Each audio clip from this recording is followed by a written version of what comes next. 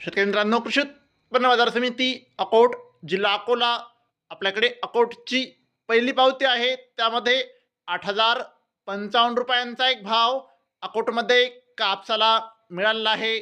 आपल्याकडे अकोटची दुसरी पावती आहे. त्यामध्ये 8,095 एक भाव अकोटमध्ये कापसाला मिळालेला आहे.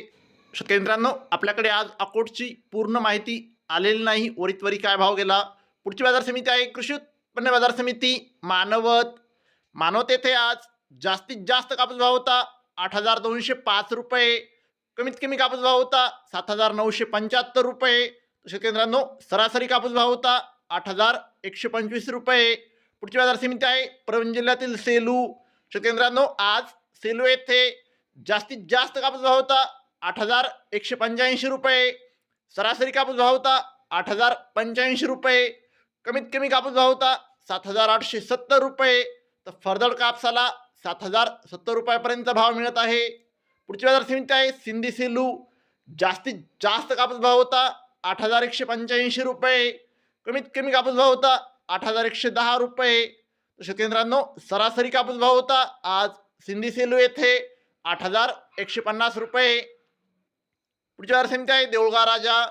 शेतकरी मित्रांनो, आज देऊळगाव राजा येथे जास्तीत जास्त कापूस भाव होता 8,305 रुपये. कमीत कमी कापूस भाव होता 8,000 रुपये. तर शेतकरी मित्रांनो, सरासरी कापूस भाव होता 8,200 रुपये. शेतकरी मित्रांनो, पुढची बाजार समिती आहे हिंगणघाट. अवकाळी 9,500 क्विंटल. जास्तीत जास्त कापूस भाव होता 8,185 रुपये. कमीत कमी कापूस भाव होता 7,500 रुपये.